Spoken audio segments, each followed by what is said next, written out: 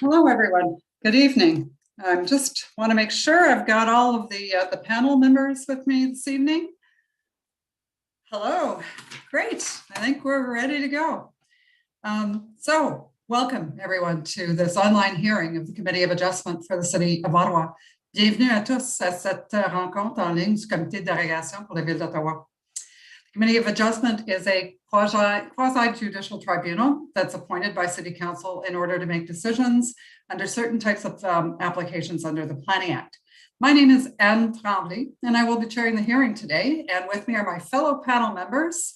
Happy to present Mr. Scott Hindle, Mr. Colin White, Ms. Julia Markovich, and Ms. Kathleen Willis.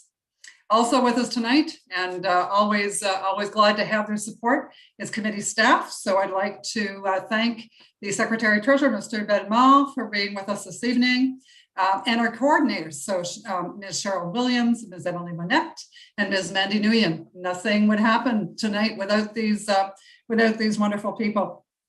So take note that this meeting is being video conferenced, and if you want to access either the agenda for this evening or this video conference in the future, you can do so simply by going to the city's website and finding those pieces under the Committee of Adjustment. I think it's under the Committee of Adjustment. I'm hoping.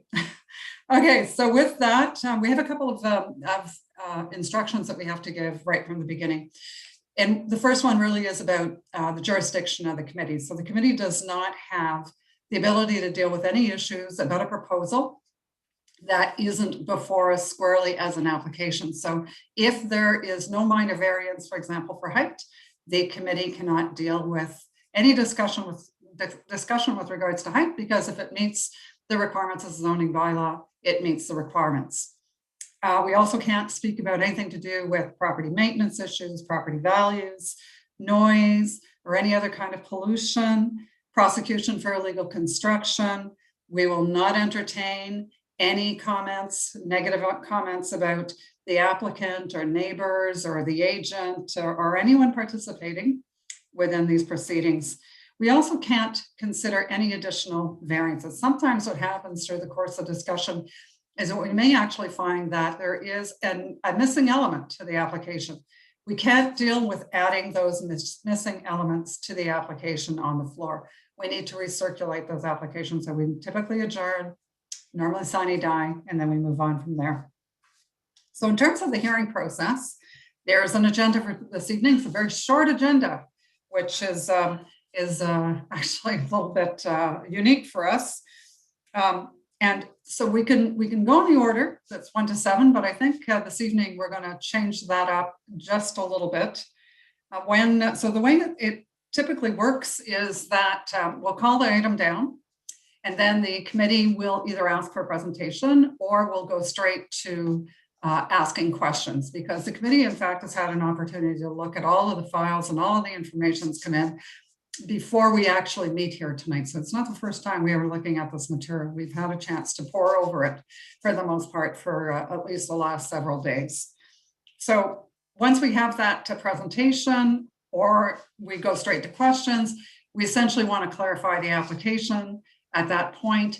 Once that's done, we then go to the public hearing portion on that application. And so I have a list of speakers. I'll start with the list of speakers, and then if there's anybody else who wants to speak to the application, there's absolutely no problem. All you need to do is raise your hand and make yourself known, and we'll make sure that we bring you into the discussion. If you are brought into the discussion and you haven't been put on the list of speakers, I'm going to ask you to leave or start, in fact, with your name and your municipal address. We need that for the record. Also, if you actually provide any kind of submission in terms of photographs or any of that, you'll also need to make sure that you provide those to the committee staff. So you may also, if you address the committee, you may be asked questions of clarification by the panel members. Once all that's done, we get to the point where the committee deliberates on an application and makes a decision. So of course, the committee can either approve an application, we can deny an application. We can also reserve, which often means if we have something very contentious, it gives us a little extra time to think about the new evidence that we've been provided with. And then we have also the ability to adjourn. So if we find during the course of discussion that it would actually be better for all parties involved that we adjourn an application, then that's what we typically do. Once all of that is done, the committee can render verbal decisions, and then we follow up after in all cases, the committee will issue within 10 days of this hearing, a formal written decision outlining the panel's reasoning on the matter. And then all of that is appealable to the local planning appeal tribunal for a fee. And there's a 20-day appeal period for which anyone has the right to appeal a decision of the committee. So with that, I'm going to ask if there's anybody who has any conflict of interest for this evening, either on our panel or on any panels that were before us. I'm not seeing anybody raise their hand. Okay, so the next part of our meeting then is to go to the minutes. So I understand we have 2 sets of minutes to approve for tonight. We have, I believe, and Ms. Coordinator, don't have my notes right in front of me, so I'm going to say it's February 3rd and February 17th. Is that correct? That's correct, Madam Chair. All right, thank you. So starting with February 3rd, I need a motion to approve. By Ms. Willis, thank you. Seconded by Ms. Markovich. On the February 17th minutes, I need a motion to approve. Mr. Hindle, seconded by Mr. White. Great, I think that's it. As far as I know, there are no adjournments on our agenda for this evening. So I'm going to put a call out there just in case somebody has decided since the last time we checked that they may want to adjourn their file. So just going to give a couple of minutes. If anybody wants to adjourn at this point? No, I think everybody wants to have their applications heard. So with that, I think we're going to move directly into the hearing portion at this point. And I think I'd like to start with application number 1 and 3. And I believe I'm looking for Ms. Monica Beriveau.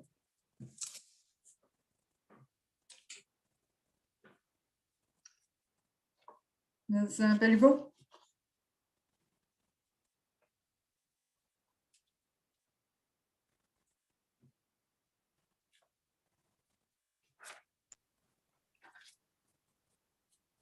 Good evening.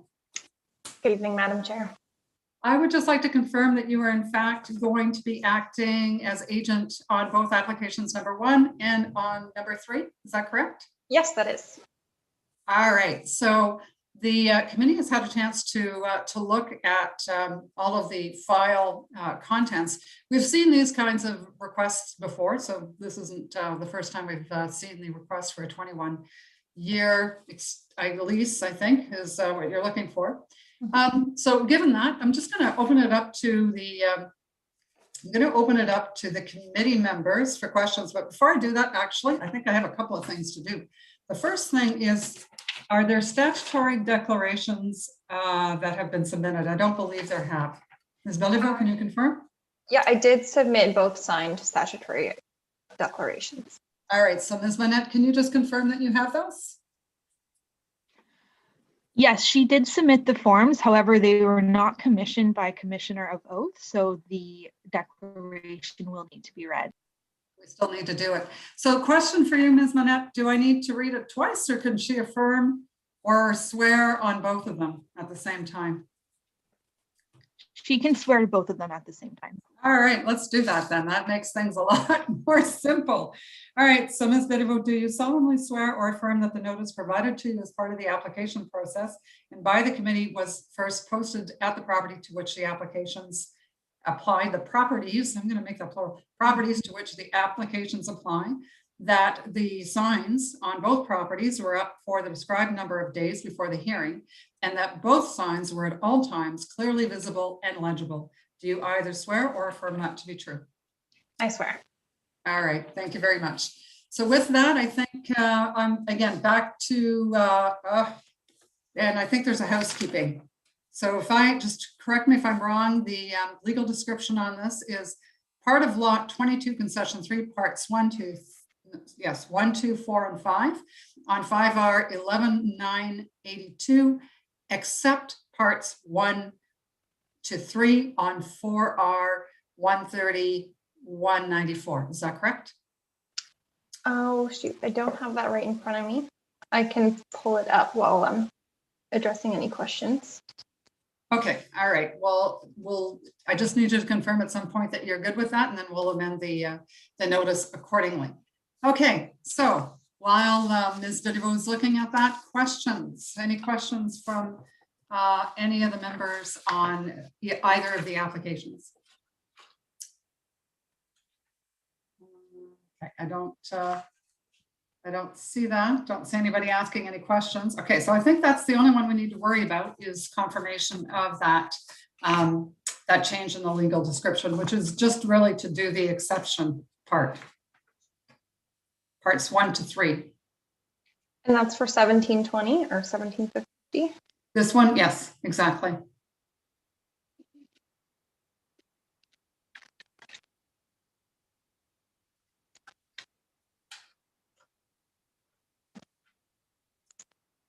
Sorry, it may take me a moment to bring that up. The issue is with the description not matching the parcel.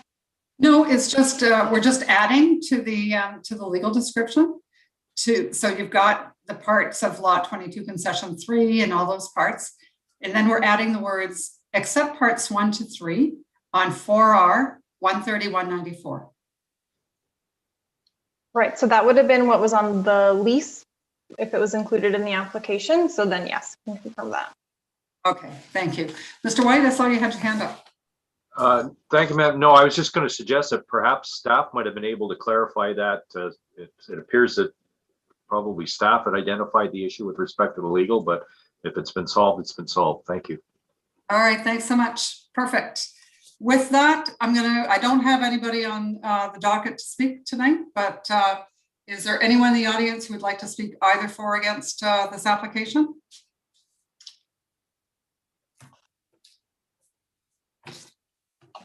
All right, I'm not seeing anybody come forward at all on this. So committee, on the first application, the number 1 for 1720 Innes Road, all those in favor? All right, for the record, the decision is unanimous. The application is granted on, and there's no conditions and nothing to apply. Then on 4060 Carling Avenue, all those in favor? All right, thank you. And that, for the record, is unanimous. So Ms. Bedivo, both applications have been granted. And again, this application also does not have any conditions or anything like that. So thank you very much. Great, thank you. That's all I need. Thanks. Thanks and have a great evening. You too. Okay, we're going to go to number 2, which is 13 Marié. I'm looking for Monsieur Anel.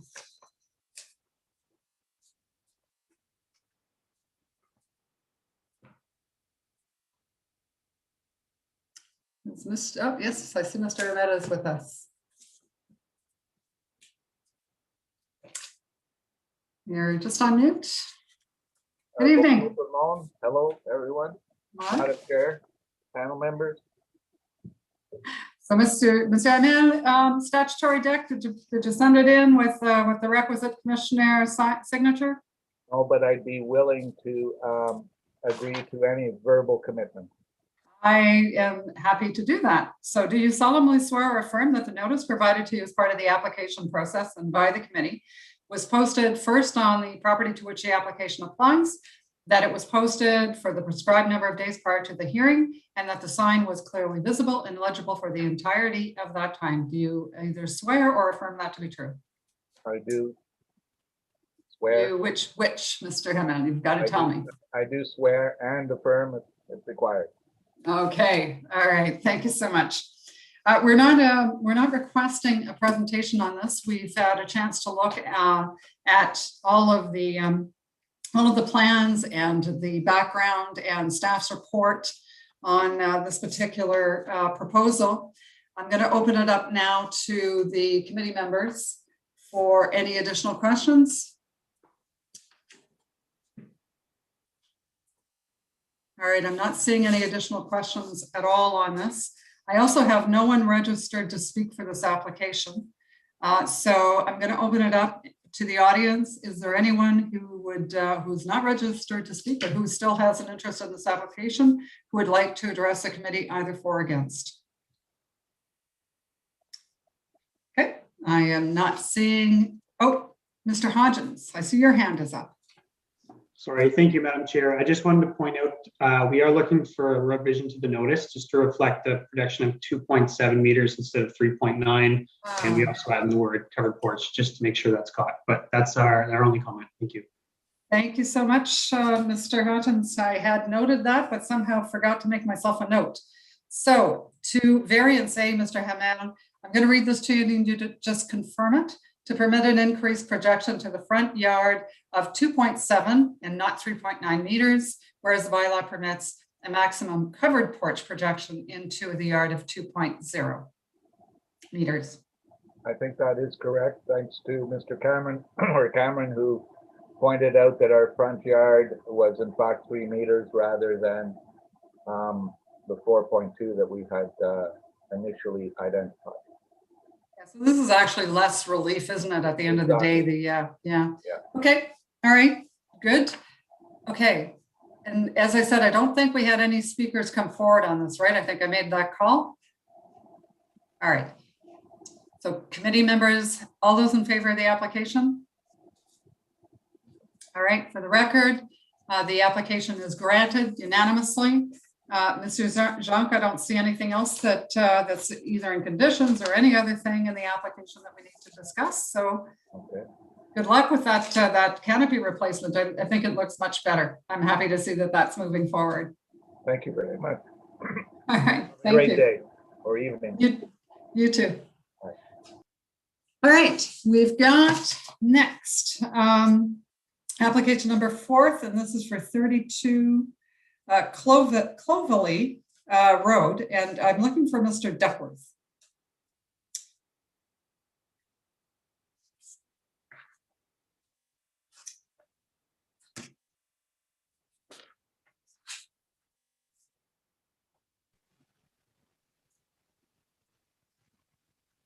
Good evening.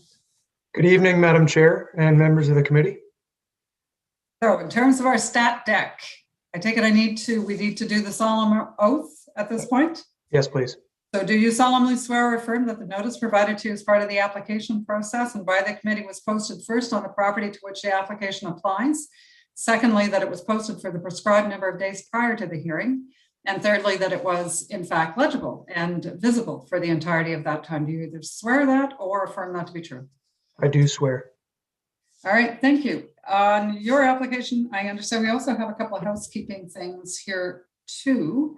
So in the legal description, we are striking the words and 19. So the legal description is now lot, I guess it would be lot 18, regular plan 555. Is that right? That's correct. Okay, so with that, we are amending the notice. Okay, we don't need a presentation on this one, Mr. Duckworth.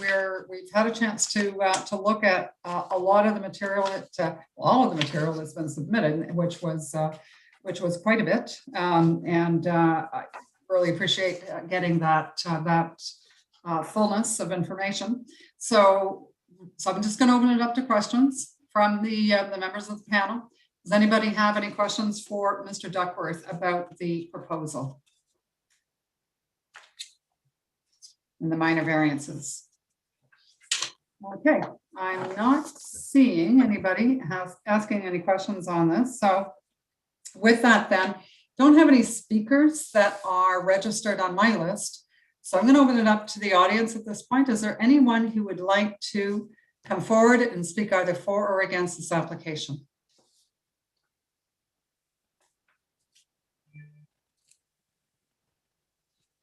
Okay, I'm not seeing anyone. So I'm going to Excuse me, Madam Chair. We do have a phone-in listener in the attendees list. So if that person is here to speak on this application or another, if they could press *9 to raise their hand, then we know to bring them into the meeting, and *6 mutes and unmutes them. And do we have this individual's name, Ms. Manette?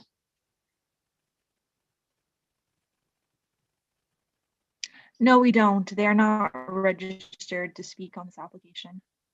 But you do see somebody on a line, is what you're saying. Yes, that's what she's saying. She sees a phone listener, and we're not sure which application they're here to comment on, or if they're just listening in, but *9 will let us know. Okay, so we'll give it a minute. Whoever is on the line, if this application is one that you want to address, *9 would be good at this particular point so that we could bring you in. If not, we're going to move on because I don't see anyone else raising their hand to speak to this item. Okay, I'm going to take that as no public comment. So at least not during the oral portion of this hearing. So with that, committee members, I'm going to go to a vote. All those in favor of the application? All right, okay. For the record, the application for these minor variances is approved unanimously and granted. So Mr. Duckworth, thank you for, like I said, good presentation of material beforehand. It certainly gave us a very good idea of what was going on. So thanks and good luck on the project. Thank you very much. Have a good evening. All right, thanks so much. Okay, we're going to go to application number 7 next. And I'm looking for Mr. Hume.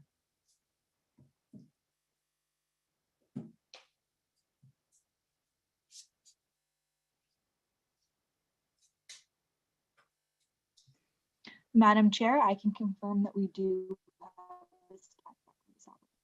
Have the stat deck for this one? Yes, he has submitted a stat deck for this. All right, thank you. Good evening, Mr. Hume. Good evening, Madam Chairman.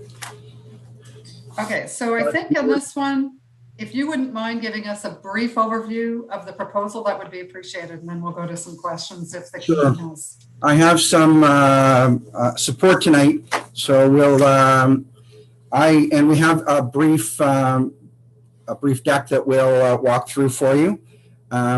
If the coordinator can put that up on the screen for us. So this is a minor variance application for 2487 Innes Road in Blackburn Hamlet. It's the property outlined in orange. With us tonight are Sam Mansour. He's the owner of the property. Roberto Campos and Melissa Duplessis are the architects from Figure Architects. And I'll walk you through some of the minor variances. The site is zoned AM 11. It's an arterial Main Street zone, which provides a variety of uses and densities, commercial, residential, and a mixed-use building. This site is currently subject to a site plan application. We're in the very last stages of that application. If you can go to the next slide. And so what we're here to do is to talk to you about three variances. Since our adjournment last month, we've been able to resolve the issue of the transparent glazing. So we now meet the zoning bylaw requirement with respect to transparent glazing. And Mr. Campos, who I see on the line, will be able to walk you through that. There are 3 variances we're seeking tonight. The height of the first floor is not 4.5 meters. That's a very high residential floor. It actually clocks in at 4.04. And again, Campos will tell you about that. The building height is an issue at the very back, and we'll allude to that when we get to those. The parking is a very interesting issue. We were subject to a bit of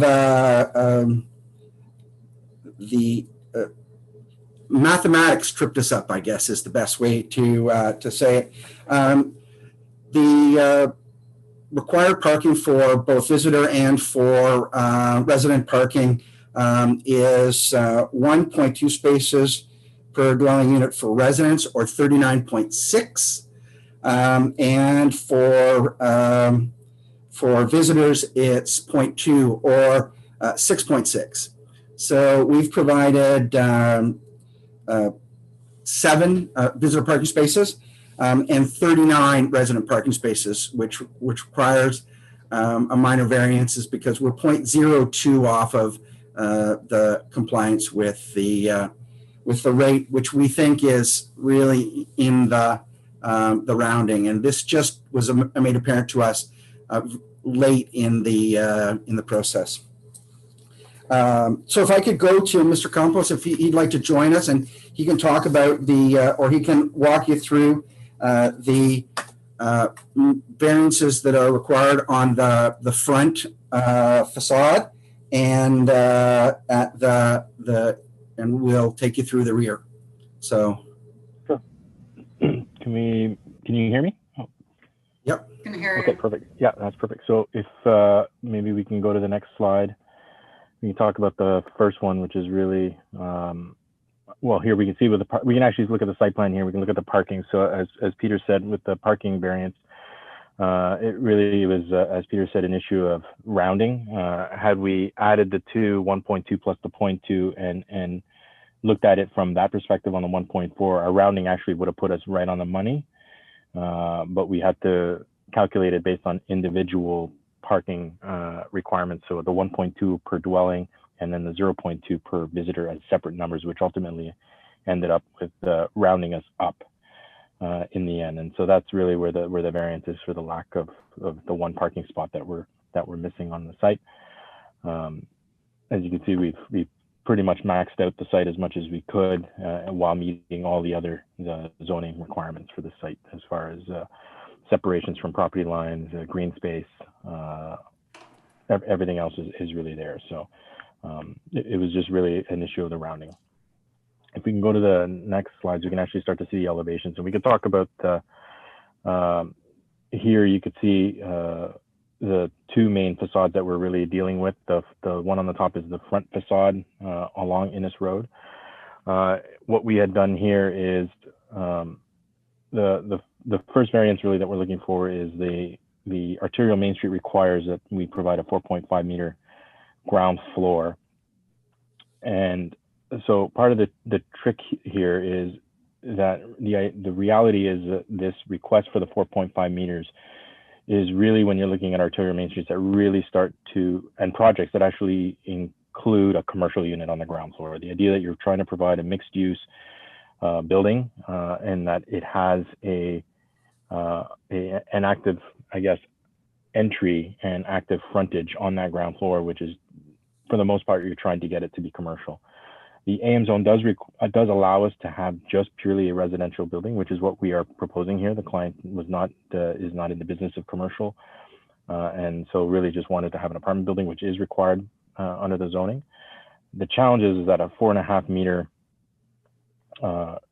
ground floor is a significant height for a residential unit. It just becomes, it's actually quite claustrophobic when you have units that are, when we're talking about apartment units that are normally 3 meters in height and you add an additional 1.5 meters. So it's, instead of just having a nice 9-foot ceiling, you're actually into the 14, 15 foot high ceilings. And so it just really doesn't make for nice livable units. And so the compromise here was trying to bring it more to a residential scale, which is still providing a 4 meter ground floor, which is at least at the entry, and still providing a certain, I guess, presence on that street front. And so the request obviously is to reduce that 4.5 meters to 4 meters. I think, as you can see in the elevation, we've tried to address that ability for the building to have a pedestrian presence on Innes Road. As you could see in the previous plan that Peter had shown, the kind of aerial shot, we're actually not surrounded by commercial type of facilities anywhere around here. We're actually, the predominant facade along both sides of the street in the immediate area is actually shrubs and fences. And so I think by far this building is going to have the most significant pedestrian and glazing presence along the street. The second variance request is the requirement for a little bit of height on the back of the building. As you could see in the lower drawing, you can see the request is to increase the height up to the request, which I believe is 12.8 meters as opposed to the 11 meters, and really only for about 10 feet. But you could see even just by there's a little bit of a hatched area that you could see on that back little corner of the building. And you can see that even with the 45-degree triangle that shows setback, we are still well set back from what we can actually build. You can see the dashed lines can actually bring us further back into the rear yard. And so we've actually set back the building significantly from the neighbors, which I think would have been a much bigger impact on the neighbors had we built all the way to the rear setback, even at the 3-story mark. So I think the fact that we've pulled the building significantly back in the rear yard is more than enough to provide, as you can see, even on the 45-degree angle, that the request there. So those are really the three variances that we're looking for. So Madam Chair, we we took the month, we met with city staff. We've raised the entrance out of the ground, so it sits at grade. The windows on the ground floor have been are quite a bit larger. We're providing a tremendous amount of more glazing. That's why we meet the 50%. And as you can see, the guideline, the 45-degree angular plane, which sort of is your guideline for height, for the appropriateness of height, we are well below that guideline. So if we're to apply the four tests of a minor variances as described in Section 45 of the Planning Act, are these minor? Is it desirable for the appropriate development and use of the property? Is the general intent and purpose of the zoning bylaw maintained, and the general intent and the purpose of the official plan maintained? I think the variances here are minor. They're certainly appropriate for the development of a low-rise residential building. The intent with the changes that we made, and all credit to city staff for helping us evolve the design. The intent and purpose of the zoning bylaw is maintained, and this is a permitted use in the zone, so we believe the general intent and purpose of the official plan as well is maintained. All right, thank you, Mr. Hume. I'm going to open it up to the panel now to see whether or not anyone has any follow-on questions. Mr. White. Thank you, Madam Chair. Just a question about the glazing. Was the solution essentially to change the grade at the front of the building, which allowed you to increase the height of those residential unit windows? Is that how essentially you did it? It's a good job. I'm just wondering how the combination. Oh, yeah, no. I think what we did is change. We didn't really change grade. That was, grade is always a very tough thing to change on these projects. And so the big things that we did was certainly lifting the entry up to the street level.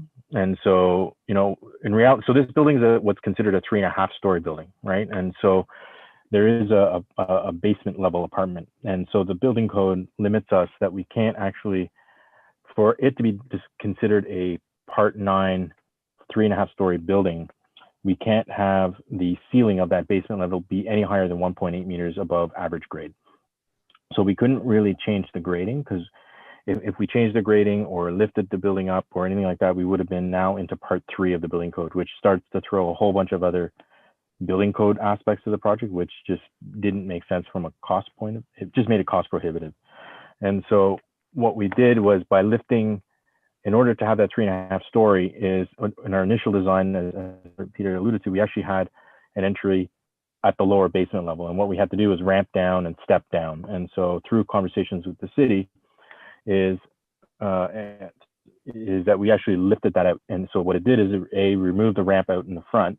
But what we had to do then was add the steps on the inside of the building. So you're coming in at grade and then you have to step down right onto the lower basement. And by doing that, yes, we eliminate the ramp and we've had to add an accessible lift inside the space, and that's fine.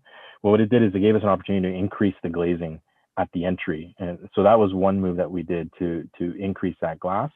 And then the other thing is we were able to lower the glass line even further down on the facade. So as much as we felt comfortable before, it became a little bit prohibitive from a building envelope aspect. We don't want leaky windows either. So those were the two of the main things.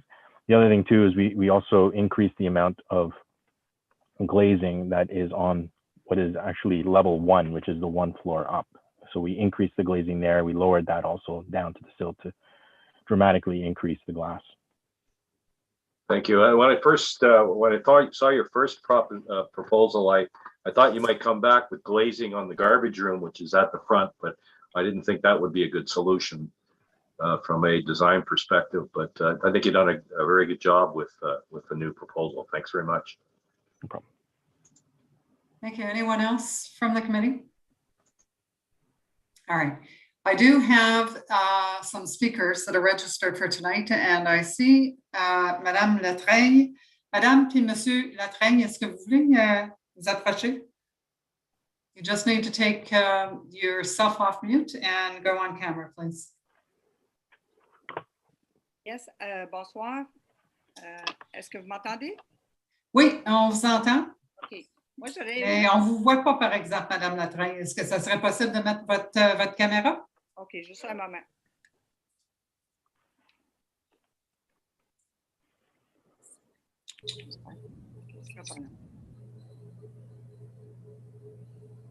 Oui, bonsoir. Oui, Bonsoir. Bonsoir.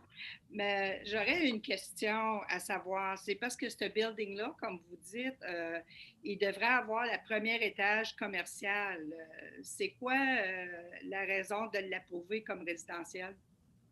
Okay, so the question is that why are we not introducing a commercial use on the ground floor and only going with the residential? So, and I just want to ask a question of staff. Is it Ms. Ramirez? Ms. Ramirez, is it a requirement that there be, sorry, I may have missed this. Was it a requirement that there be commercial on that ground floor? I don't think so, eh? All right. No, Madam Okay, Chair. just wanted to, so, but I think Madame Latreine's question is, so why not have gone with that commercial component? And I think we heard the answer to that, but I'm going to let Mr. Hume just repeat what I think the rationale he gave. Well, I think that there's two reasons, and Mr. Campos can talk about building design, but for a site like the one we're talking about, the building we are proposing, the spaces are very small, and the site is quite constrained, so it really doesn't lend itself to a really good commercial building. And quite frankly, the owner is not really he's not a commercial landlord. He doesn't want to be a commercial landlord. He's a residential landlord, and as a result, he's proposing a residential building in the zone. Mr. Campos can talk more about the size and the constraints in the spaces, but they become really very difficult economically.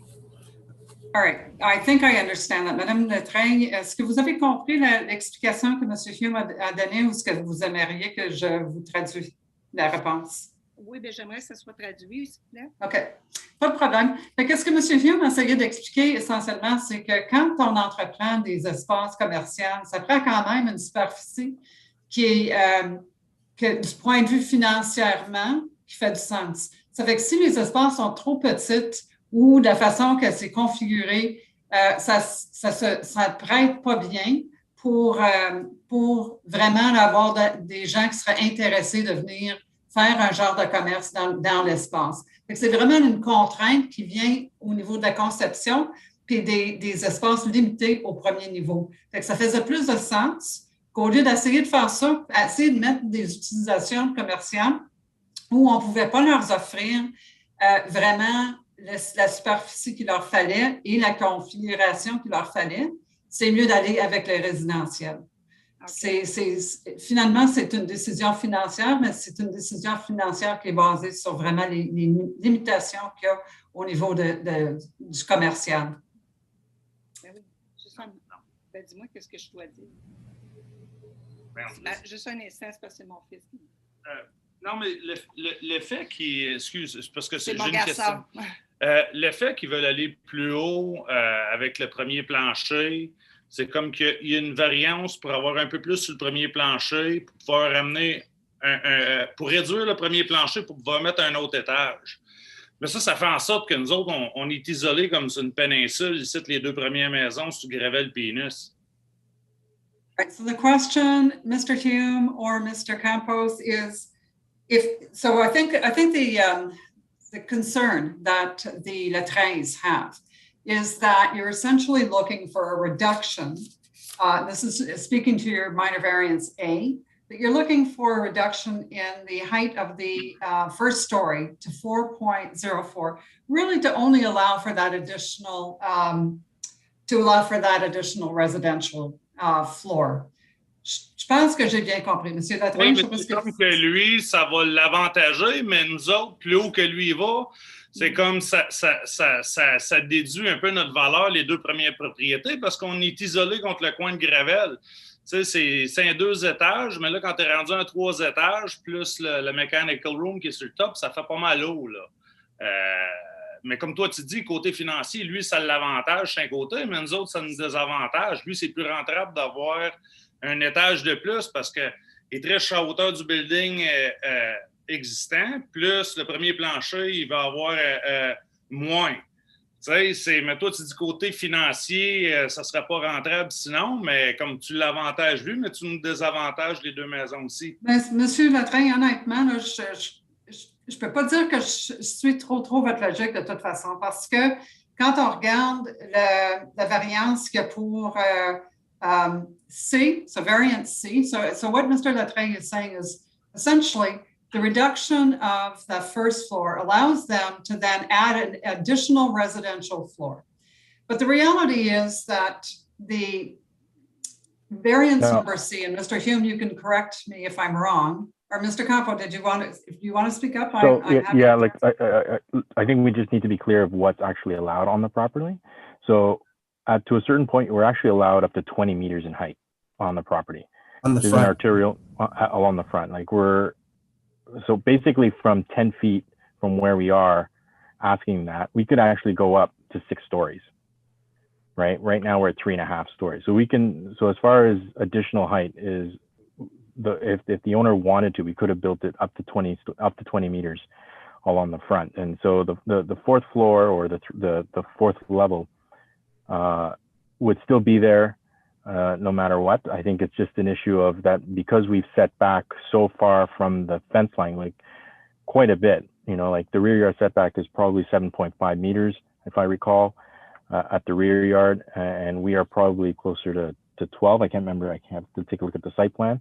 So because of that, what we're asking for is just that little bit of addition in order to make that floor plate more flexible and functional. But we're actually quite far, and we can actually build significantly higher than what's being asked. Avez-vous compris l'explication? Oui, mais on m'avait dit auparavant à la ville que s'ils bâtissaient d'une certaine hauteur, il fallait qu'ils achètent les deux propriétés, les deux premières maisons sur Gravel Pénus. Je me souviens pas qui ça dans le temps, là, mais c'est quand ils ont fait le Letrais, j'ai jamais... Ça, là, c'est... Non? Ça fait 35 ans que je suis dans l'urbanisme pour la ville d'Ottawa, puis je dois te dire, là, j'ai jamais entendu ça. Okay. C'est du nouveau pour moi. J'ai jamais entendu ça. Mais quand j'avais été à la ville d'Ottawa, c'est ça qu'ils m'avaient dit. Ça. Yeah. Quand ils ont refait le zoning ici, là, c'est ça qu'ils avaient dit. Mr. Letrais was just suggesting that there was a... maybe not today, but in the past, that there was some provisions, and staff, please jump in here, some provisions that if a building went over a certain height, that there was the city would then actually purchase the two properties. Le développeur doit Oh, utiliser les the deux. développeur, so that Oui, the oui. developer then has to buy the properties that are adjacent.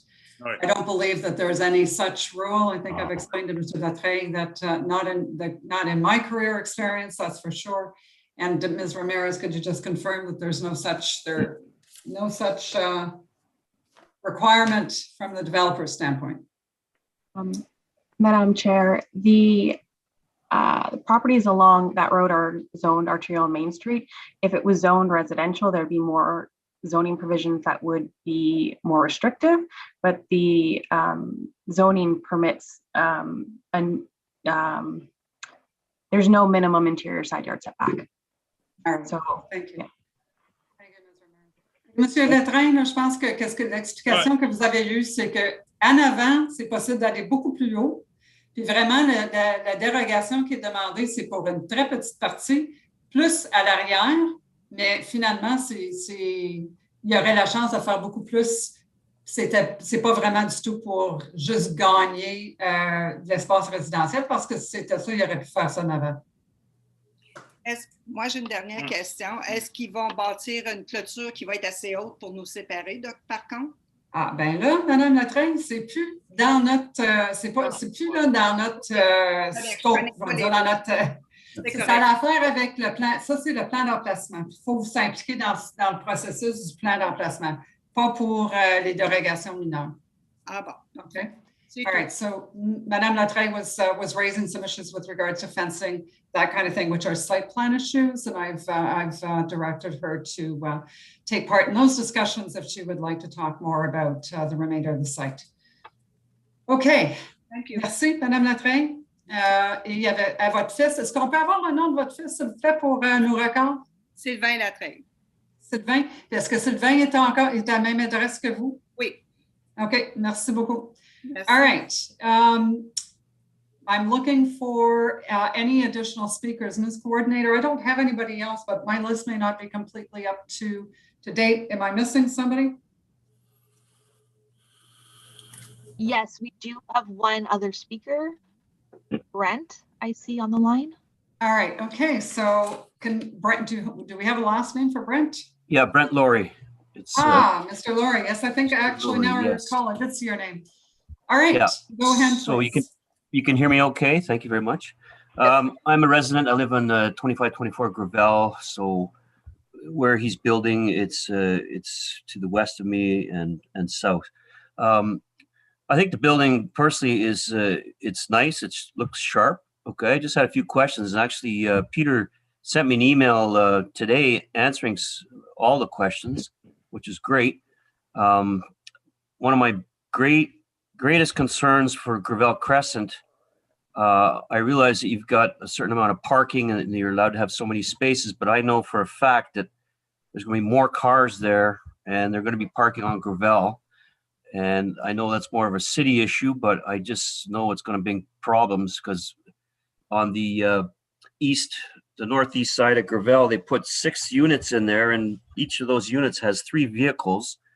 And it's a constant problem just on that corner coming in and out of Gravel. I think the same is probably going to happen on Gravel on the west side because, anyways, I don't know what could be done about that, or if I guess the lot's not big enough to have more provision for visitor parking, etc. But I know this is going to be an issue. Any thoughts on that?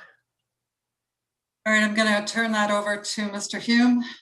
So first of all, the unit makeup is 21 one-bedroom units and 12 two-bedroom units. So it's unlikely that we're going to run out of parking. We have, as we said, we have 37 visitor parking, or 7 visitor parking spots, which are aligned at the front of the building, which meet the requirements of the zoning bylaw, and 39 for residents, which is a pretty, I've got to say, a pretty high bar. I mean, in some cases, you would look actually to 1 space per unit, but in this case, we've we've tried to address the or tried to meet the zoning criteria. And I'm be transparent. We had discussions with Ms. Ramirez very, very early on about the parking and what we would provide. And she was very clear that what we should be doing is providing as much parking as we can, if to meet the intent of the zoning bylaw, which we've tried to do. Nice. Yeah, okay, that's fine. We'll just keep we'll keep an eye on it and see how it goes. The other question, and Peter had answered nicely in the email, but just some questions about grading. Like I looked at the plans, and the grading is, you know, it is what it is. But I know that you know, down the road it could become an issue, and I think the property is going to be a little bit higher than some of the houses behind or around. If grading becomes an issue, where say the water flow is an issue down the road, is the owner of the property, he'll have to, the city can make him do some things to change it or fix it? So very clear, like to go through the site plan process in Ontario is quite onerous, right? You know, which required that we had our civil engineer provide a series of reports plus drawings that are pretty much like issued for construction level quality drawings. And so they go through a significant amount of rigor and review by city staff, engineering staff, to make sure that everything is working accordingly, that, you know, obviously we are not dumping a bunch of water onto neighbors, that it's draining properly, that we're removing the water according to the rules of the city of Ottawa. So we're not concerned with grading. Like, the reality is we don't expect ever to have any problems because of the extensive amount of coordination that's done with the city of Ottawa and the requirements that we have to provide to make sure that things are done properly, from how water is transferred to sewers or how it's percolated into the soil, and stuff like that, even to a point of how much are we, you know, holding on the roof during major storms, and stuff like that. So not be very concerned at all about grading issues on the site because of the extent of requirements that the applications have to go through to meet this. It's actually quite remarkable how detailed the drawings are from both the architect as far as the site plan, the civil engineer, and the landscape architect as well, to make sure everything is properly coordinated, and that absolutely grading is considered as probably the most important thing in the site plan process. Yeah. Okay. Well, that's great. And Peter, I had some other questions that Peter had answered for me, which is great. I made a mistake on one of my questions. I thought they were going to have a garbage shed or something in the back corner, but he corrected me on that, so that's good. I was concerned about that. And handicap parking, you're only you're only mandated to have only one handicap parking? We're providing the minimum amount of accessible parking as per the bylaws, yes. Okay. And the other question I had was traffic. Sorry, Mr. Lowry, I just wanted to jump in here because some of these questions are site plan related questions as opposed to being minor variance related questions. Sorry. So if you wouldn't mind just keeping your questions very much on the variances before us. Okay, that's fine. I've got no, I think the building is looking fine. That's the only questions I had. All right, thank you very much. Any questions for Mr. Lowry from members? Nope, all right. Anyone else in the audience like to come forward and speak to this application, either for or against? See, Mr. White has his hand raised. Not what I was expecting, Mr. White. But... Madam Chair, we were talking about parking. I just wonder if staff could give us some background on transit service to this property. I'm assuming that there is a transit system or local transit that runs along Innes Road here, so that the building would benefit from access to that in addition to the parking numbers that they're providing. Madam Chair, Member White is correct. There is transit provided along Innes, and it is provided during the daytime, and it links to major transit stations. All right, thank you. Any other questions? And I guess at this point, just one last call. Anybody in the audience? I'm not seeing anybody raise their hands. Okay, well, thank you. I think at this point, the committee can go to a decision unless any of the committee members have anything else they'd like to raise. No? All right, then committee, all those in favor of the application, please. All right, so for the record, the application is granted unanimously, and I don't think there is anything else for us to discuss, Mr. Hume. If I could just, Madam Chair, thank your staff. When you're getting down into the fine details of these applications, their ability and nimbleness is much appreciated.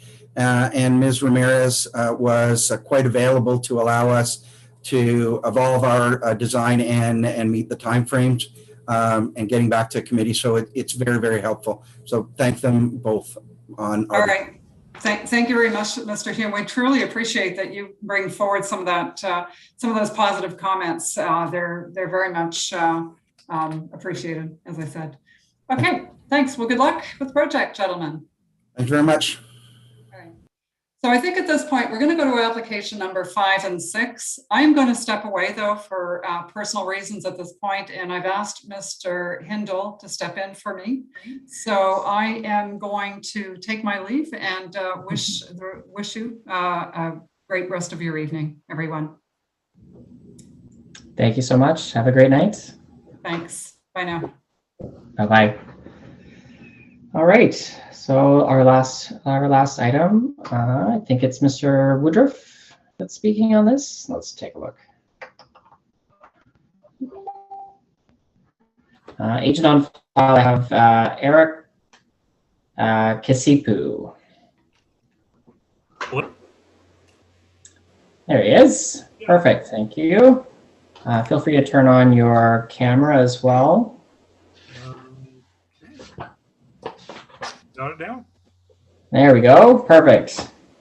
Did you send in your statutory declaration on this file? I did, but it had not been commissioned. It had not been commissioned. Okay, no worries. So we can do that here on the fly. So I'll read you the affirmation or swearing oath, and then you can let me know. So do you solemnly swear or affirm that the notice provided by the committee was provided at the property to which the application applies for the prescribed number of days before the hearing as instructed and was clearly visible and legible during that time? I do swear. Perfect. All right. Thank you so much. So I think I'll leave you the floor then to go through with a quick presentation on this application, and we'll go from there. Thank you. Will we be dealing with the consent and the variance applications individually? No, we can deal with them together at the same time. That's fine. Okay. So our development plan is to remove the existing dwelling on the property at 89 Alpine and build a new semi-detached dwelling. We're requesting consent to sever the property, creating 2 separate lots to allow the development of the new semi-detached building. The proposal meets the minimum lot width and lot area requirements under the R2G zone. The R2G zone restricts the building form to detached and 2 principal unit buildings in areas designated as general urban area in the official plan. The development should also complement the established neighborhoods pattern of built form. So in this case, in the immediate area of Alpine Avenue between Elmhurst and Henley, there are 10 semi-detached and 1 detached dwelling, excluding the subject property, on similar sized lots. The predominant built form for properties within the R2G zone on Alpine Avenue is semi-detached, with 26 semi-detached dwellings and 21 detached dwellings, which also include 2-story duplexes. So the proposed lots will meet the zoning requirements for the size, accommodate semi-detached development, and will remain consistent with the lot form in the immediate neighborhood. So that's the consent part of this. For the minor variances, we're seeking approval for 2 minor variances, one for each lot created by the consent to allow a side yard setback of 1.2 meters versus the required 1.5 meters. The proposed development will comply with all other performance requirements of the R2G residential second density subzone G in the City of Ottawa's Comprehensive Zoning Bylaw 2020-289. So the purpose of this zone is to restrict the building form to detached and two principal unit buildings. As stated before, the predominant built form in this neighborhood is semi-detached. And 21 of the 26 semi-detached homes that have been built along Alpine Avenue have a 1.2 meters side yard setback or less, including the lot immediately adjacent to the south of this property. 5 of the 21 detached homes have been built a side yard of 1.2 meters or less, as per Geo Ottawa. And in the immediate area of Alpine, there are 10 semi-detached, 1 detached dwellings. All but 2 have been built to 1.2 meter side yard. So the requested variances will result in a built form in keeping with the existing fabric of the neighborhood and compatible with the existing land use patterns, so the character of the neighborhood is maintained. The issue here arose because the new zoning bylaw 2020-289 came into effect October 14th, 2020. And the only revision to the R2G zone requirements was to increase the side yard setback from 1.2 to 1.5 meters within the general urban area, which quite frankly I didn't understand, because if you're outside the general urban area in the suburbs south of the city, you're still allowed a 1.2 meter side yard setback for construction in those areas, whereas the intensification and infill within the city has been increased to 1.5 meters. Our problem was this bylaw came into effect after the plans for our project were completed. The first home was pre-sold based on those plans, and we submitted the plans on December 8th, 2020, which was the date of our building permit application. Our application for this particular project was seriously delayed due to COVID-19 constraints. Consultation was very limited with the city. The service center desks were closed down. There was a lockdown included with that. Our own consultants as well. So this dragged on for many months more than it should have. The point I'd like to make is that the property, the new semi-detached built immediately south of this property, has been built to the previous 1.2 meter side yard setback, which we would meet with this variance. I do note, however, that the property to the north is an older semi-detached building. It has a 2.4 meter side yard setback. There are only 2 properties of the 11 lots between Elmhurst and Henley that has a side yard greater than 1.2 meters. The majority of the development has been done since the previous bylaw, which required the 1.2 meter setback. So the other point, I guess, that was made in some of the comments I saw was regarding the tree in the rear yard on the property. The City of Ottawa Forestry Department has agreed with the arborist and will provide a permit to remove the tree. Whereas the properties to the south of this were built prior to the infill tree bylaw and do not have new trees added to the site, we are required by the infill bylaw to add 2 trees on this property as requirement of the deposit we have to put down. So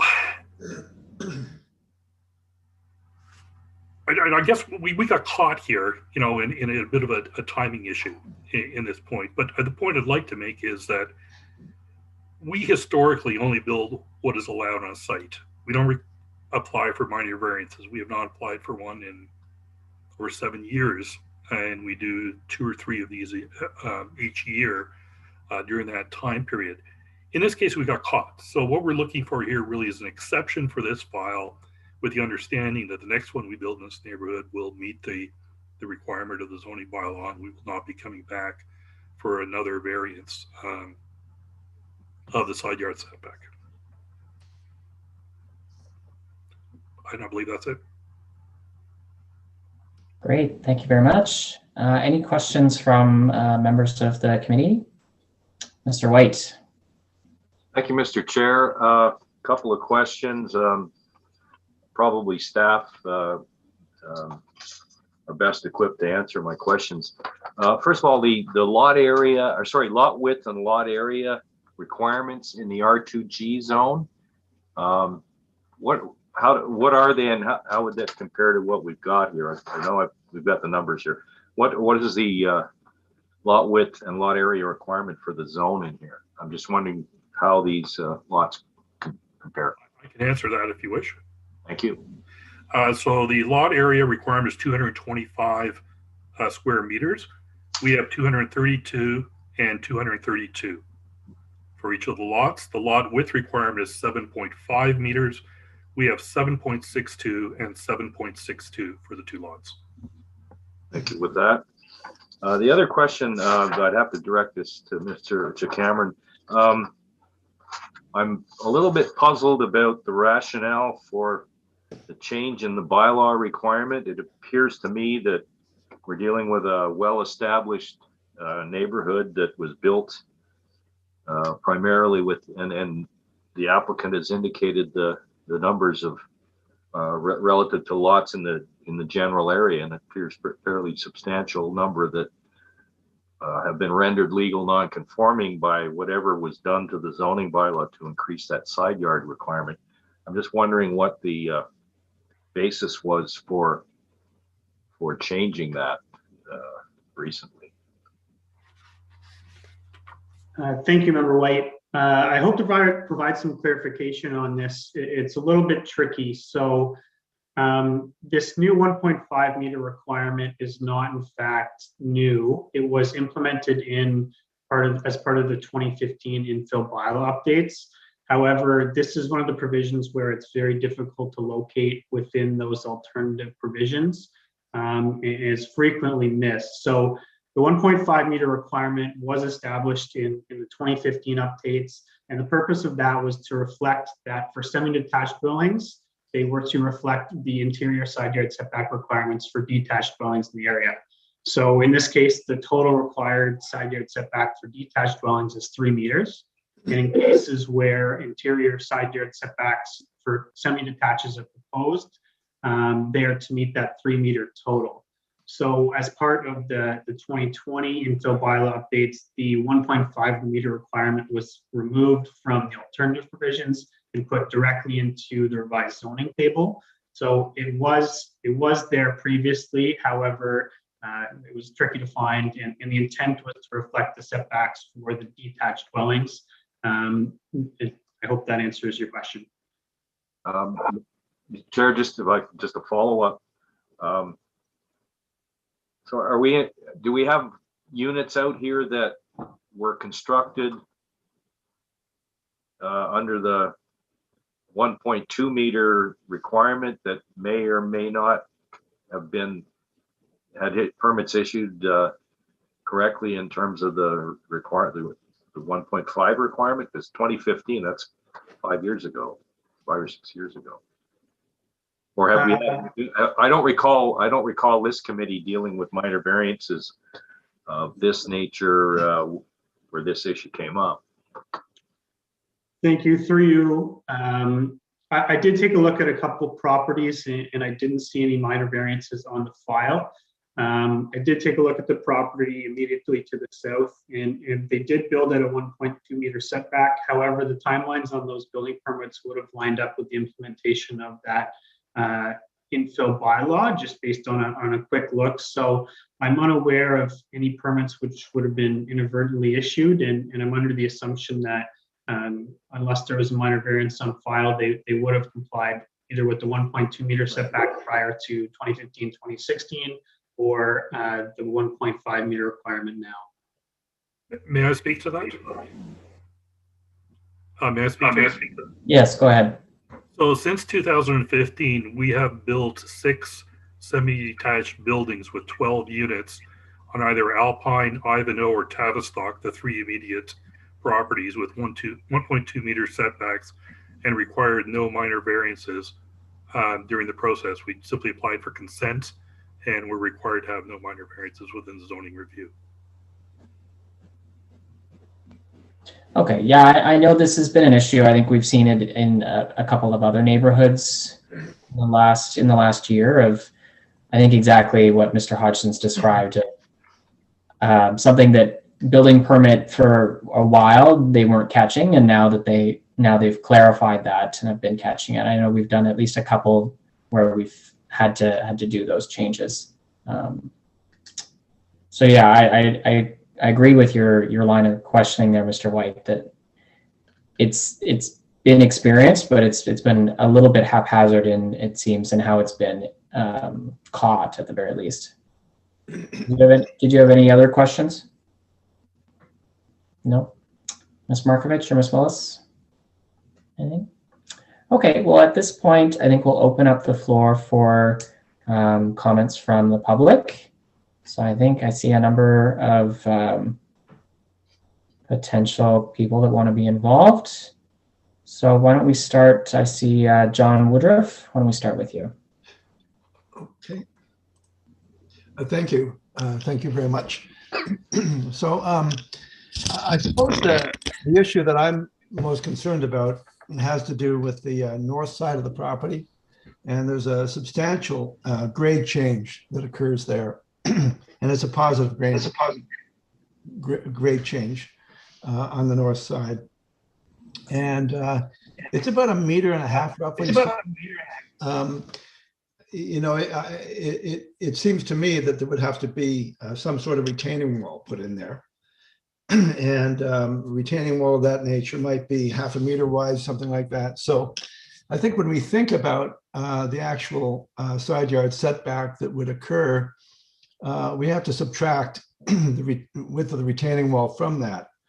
And then that gets into a fairly restricted area, very, very tight. So in terms of the practical access, how does that square with the needs of emergency responders and also just convenience of the homeowner to get back there? Could a wheelbarrow, for example, get through there? So that's a fairly significant obstruction, and I would suggest that issue be examined prior to a decision being made. Okay. Any other comments or questions you had?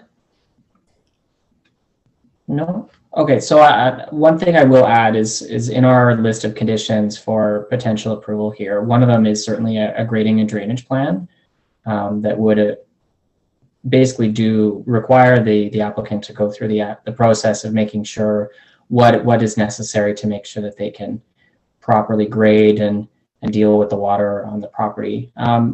Maybe I'll ask this to the applicant. Have you undertaken any of that, and do you have an understanding as to whether a retaining wall would be necessary in this case? Yes, we have. We've prepared the engineering, which has been submitted to the city as well. The retaining wall runs along the west side of the property at the back of the property, and the highest point is 1.9 meters.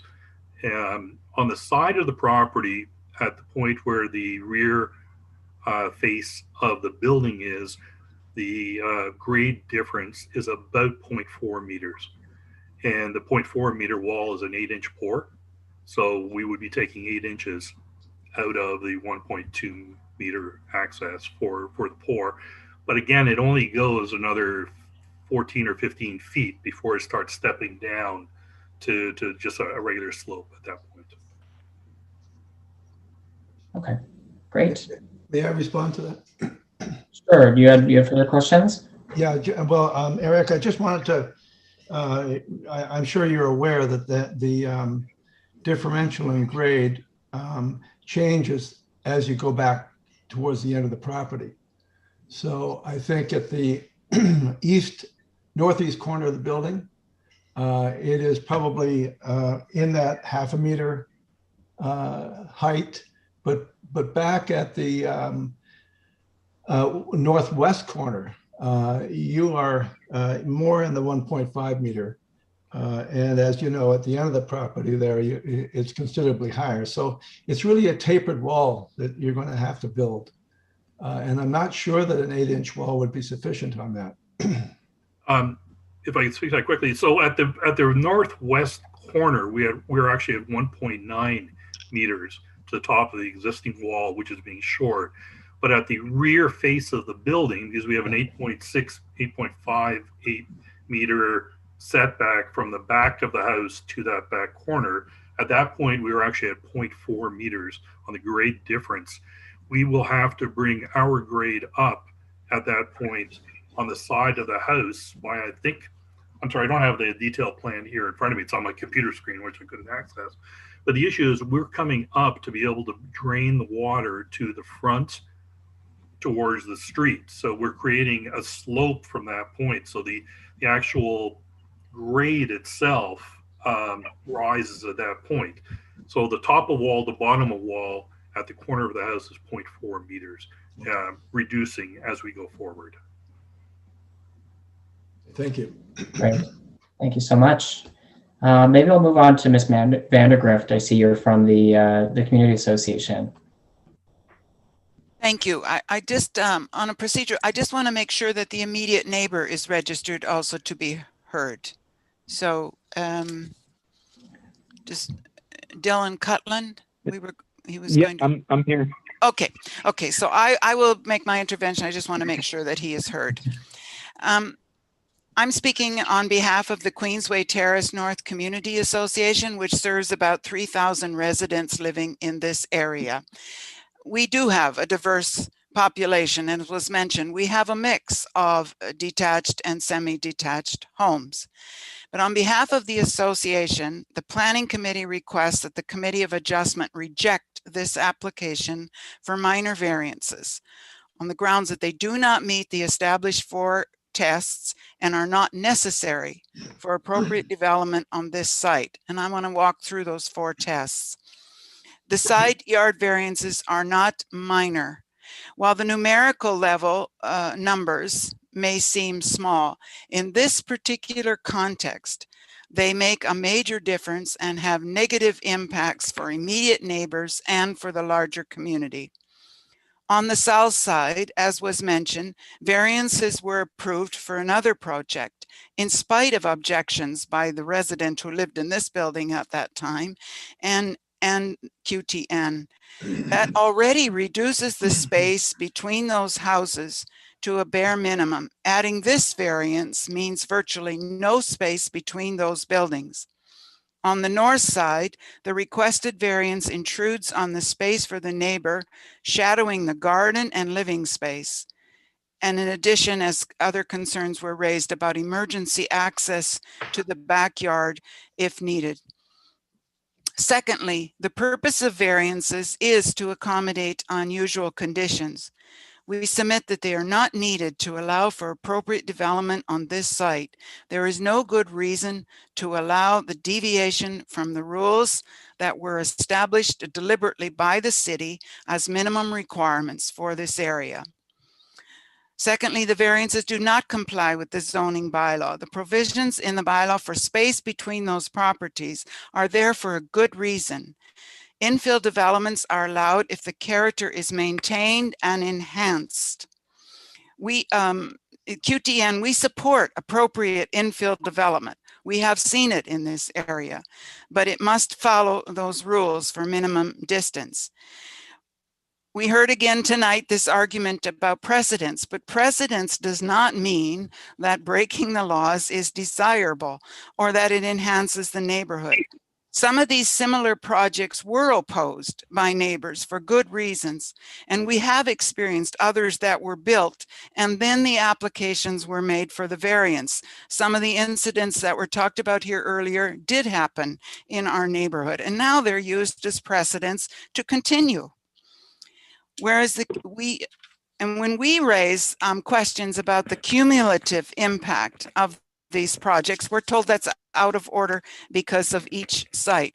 In this case, I would submit to you on this site, in this particular case, what is clear is that the variances are not needed. They will have negative impacts, and they should not be granted. Third, they do not comply with the official plan. The criteria for intensification is that it enhance the desirable established patterns of infill, of built form and green spaces. The requested variances are not consistent with the distances that are needed between homes, and they detract from the valued green space between buildings. Intensification can happen on this site without the negative impacts of the requested side yard variances. And finally, the variances are not desirable and are not essential for development on this site. So we suggest that the plans be modified to fit within the established rules that are appropriate for this lot and the context in this part of the neighborhood. Thank you very much. Great, thank you so much. Any questions for Ms. Vandergrift from the panel?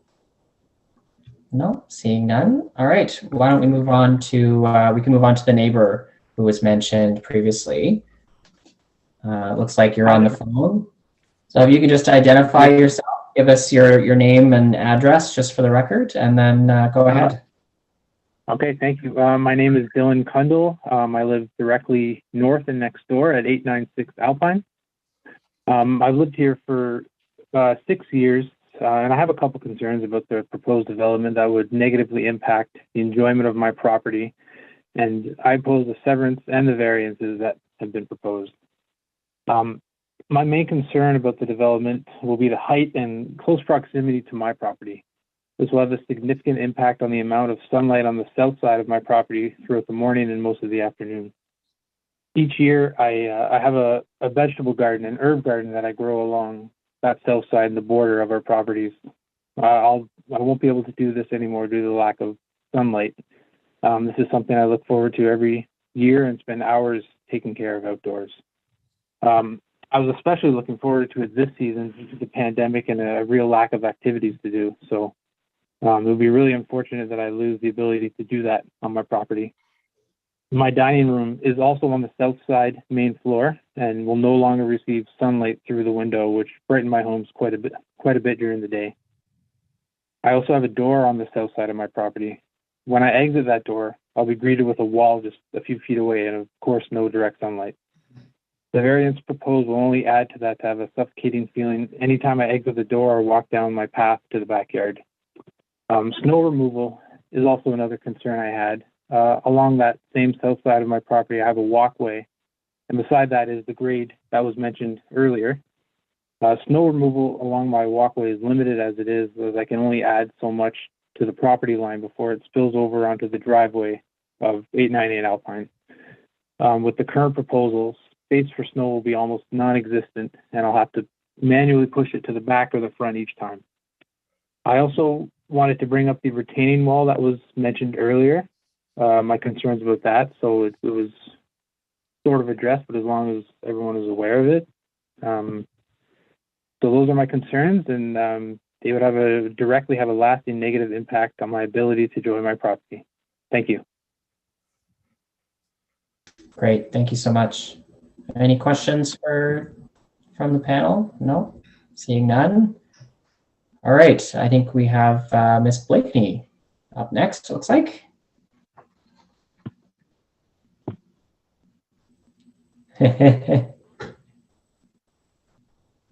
Oh, I think I got it now. Perfect, there you are. Great, don't start the clock yet. I have a comment on your live transcript, which somehow popped up sessions ago. Somebody needs to check it because plastic vomit came up, sex goddess, and my favorite marriage is misery, misery, misery. Yes, unfortunately, it's an automatically generated procedure, and it seems like technology hasn't quite caught up yet. No, it was very entertaining though. What you guys were saying anymore. So thank you, Mr. Chair and members. To start, I oppose the application for the variance, and I do have a few photos and a couple of points to support my position. So up first is the 902, 904 Alpine space. There we go, thank you. So you don't have to look at me. More forethought is needed into the effects of variances.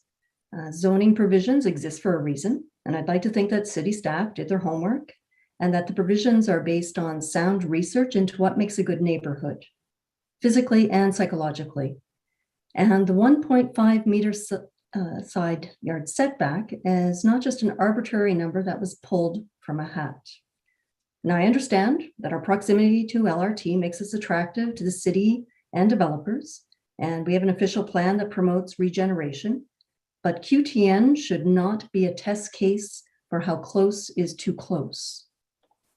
QTN's already experiencing bad feelings between neighbors and between the new builds and the existing homes. In fact, I was speaking to a neighbor on the weekend who explained that they've had words with their next door neighbor. And the issue actually has to do with shoveling snow. The front of the new semi does not have enough room to store snow, so the semi owner is shoveling snow onto the neighbor's yard. And looking at this photo, this is the property to the south of 898 Alpine. The question is, where are you going to put the snow? Where do you put a tree even? So these variances, seem small maybe to some people, but they're not helping to build a community. And this is not about NIMBYism or my space, but about recognizing that some space is necessary.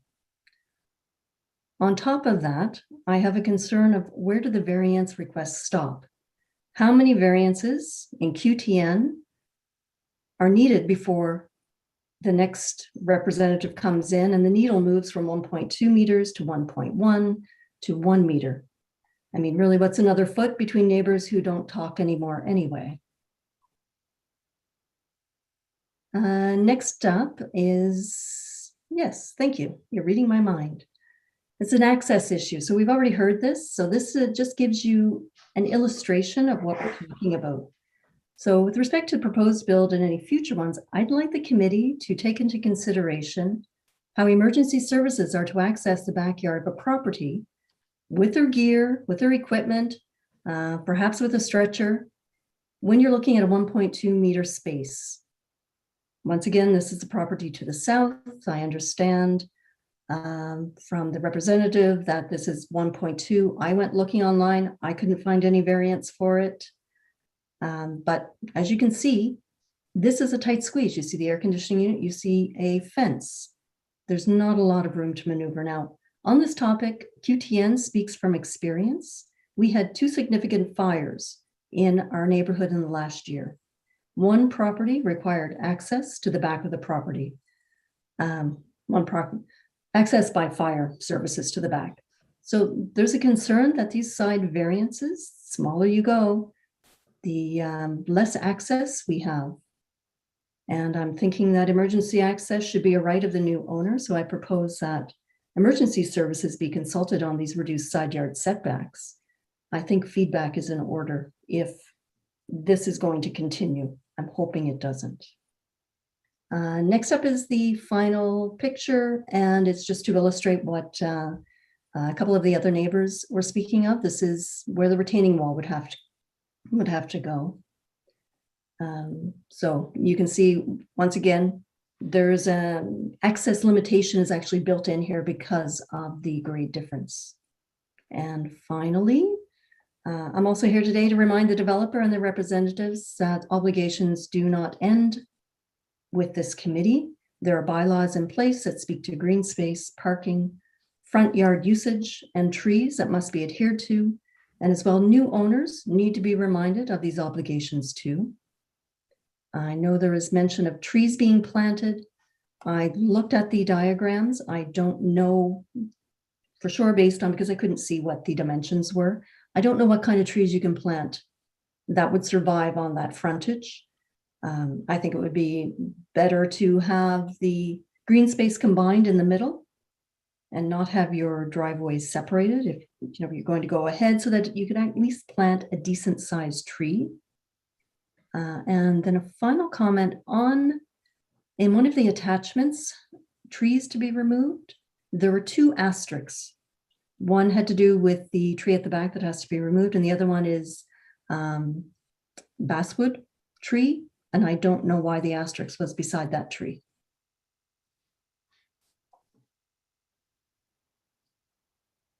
and I guess just in closing, for those reasons, I oppose the variance, and I'm sure that there is a design out there that can fit the property parameters and that will meet the zoning provisions with no need for a variance. Great. Thank you so much. Maybe I'll go to the applicant if you had any responses to some of those questions that came up. Yes, if I could address a couple of the points.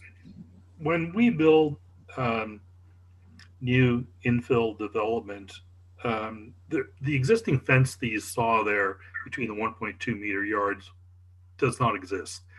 The space between the two buildings, the fence actually starts at the back of the property. So we actually have 8 feet of space between the two buildings with 1.2 meter setbacks for access for anyone from fire or whatever to get to it before they go to the backyard, where the gate is there for the backyard itself, and in which case 2 gates to do that. That particular building, they've got an air conditioner on the side of the property, which is something we never do. It's in the backyard. I mean, you cannot intrude because there's a bylaw that states you need a 3-foot minimum clearance from the side of the yard for egress access to the rear. So I don't know quite how they were able to do that. I also don't know how they dealt with the front yard, because the green space requirement, they've in essence paved the picture you showed there. They paved the front and then put a walkway for the balance of the property. We are required to pave a single width driveway, which I believe is 2.75 meters, and the balance is to be green space. So we have a 25-foot lot, which will allow 15 feet of green space, being 5 feet on one side to 15 feet of green space and a 10-foot driveway. That's where the tree is. The infill tree bylaw requires us, and we have to put down a deposit to plant the trees, and we don't receive the deposit until the deposit back and the trees are planted. The asterisk regarding the tree, the only tree we're removing permanently is the one in the rear, which it would have had to be removed anyhow because it infiltrated the foundation. It's 1.1 meters from the rear foundation of the existing home with water damage inside. But the front tree, that lilac, whatever the lilac, I'm not sure the term for it, is going to be replanted after construction on the property. Great. Well, thank you so much. Maybe Mr. Hodgins, I think we've seen this on a number of similar applications of semis and the talk of paving the front yard. I understand that there's new provisions in place. Can you maybe give a quick overview of what the difference is between, I think, what we saw in the neighbors with fairly substantial hardscape and what the new requirements are? Yes, thank you. The new infill provisions passed by council on October 14th, 2020, while under appeal, are more restrictive in terms of what they require for soft landscaping. So some key things are that the driveway size is limited based on the width of the lot. In this case, maximum permitted driveway size is 2.75 meters. Another notable requirement is there's a required aggregated soft landscaping area of 40% of the front yard. There's also a requirement now that walkways must be separated from a driveway by at least 60 centimeters soft landscaping, and that's in part to avoid the issue shown there where the walkway becomes part of the driveway. So there are some new provisions in the bylaw which have been implemented for that purpose of ensuring that soft landscaping is a key consideration for infill development. Great, thank you so much. Any questions for Ms. Blakeney from the rest of the panel? No. Can I'll just say something very quickly. With a property to the south, I think it's the owners that ended up doing that, because I think the developer probably maybe gave them, here's some money and everything, or here's a budget and you can do what you want. So that's why I made that comment about new owners also need to be made aware of the bylaws. Certainly, yeah. I think it sounds like in this case that both the rules have changed, but also it sounds like the neighbors may not necessarily be fully in compliance, and we can't confirm that myself. I'm not an expert in this case on the ground, but I think that's something for, if there are concerns, that the city can follow up with on a complaints basis. So certainly there are avenues in this case for you to explore those issues. Should they exist, or should you have them? But thank you so much. Trust me, I've been in touch. Thank you. All right, I see another Ms. Benon-Pelletier. Yes, hi. I see that Kathy Vandergrift has her hand raised. I don't know if you want to take her question first. Sure, let me go ahead. Did you want me to? Sure, I don't see your hand up, but yes, go ahead. Oh, yes, I wanted to just add a note to this conversation. The house, the development next door, in fact, we did register with the bylaw, and they were required to change it. It actually was one of the cases that led to the change in the bylaw. But how it's relevant to this case is when we end up fixing afterward, we are asking the committee to please not allow these problems to develop anymore. So that we did face that with the 902, 904, and you can see we still have an unsatisfactory situation there. But we have registered with bylaw. They were out, they had to change some planting, and we're still with the problem. It's why we are arguing that the rules as they exist in the bylaw should be followed, and they should be followed for this development as well. Thank you. Great. All right, Ms. Benon-Pelletier, vas-y. Yes, hi. I had submitted a written documents with photos. Will this be shared, or do I share my screen? We have city staff here. If you've shared it with them, Okay. They can pull it up. Yep.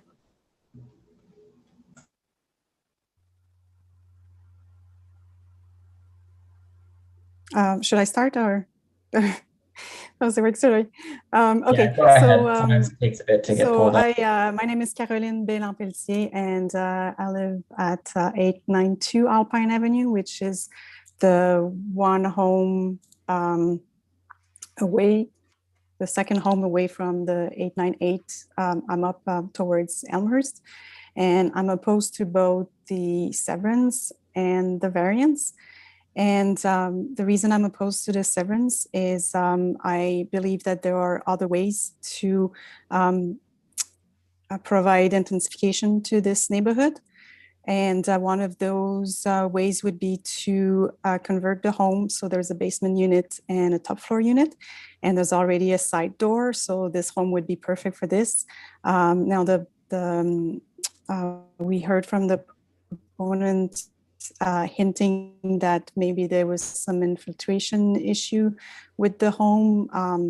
I think I would challenge that, or at least I would say that this would not deter a family from purchasing this home and moving into right away into this home. When intensification started in the neighborhood, we saw homes that were in really bad shape being demolished, and that sort of made sense. But for this home, I think it doesn't make sense. I think it's a waste of resources. I think it's unnecessarily destroying the fabric of the neighborhood and the green space. We've heard also about statistics on how many semis we have right now and the distances between the semis. I just want to really point out that these statistics are using very recent infills. So it's transforming our neighborhood, and it's using the new infills to support this further transformation of our neighborhood.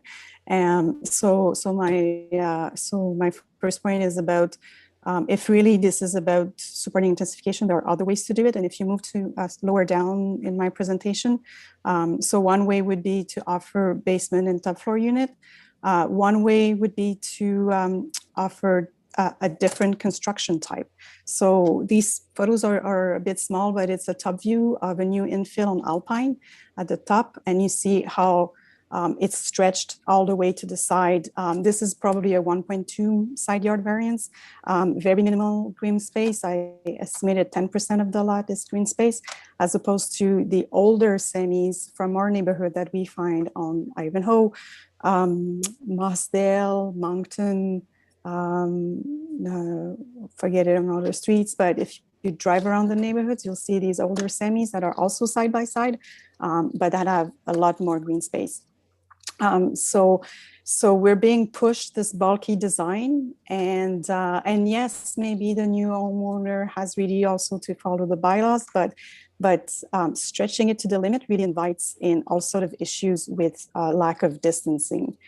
Those are my rationales for opposing the variance. And then if you continue down, I would like to point out that the maybe you can scroll down, so show a different photo. Yeah, this view here. So so we see the 898, which is the cute little cute as a button bungalow there. And it's wrapped into this cocoon of trees. But if you step lower down, then you see these new infills, no trees.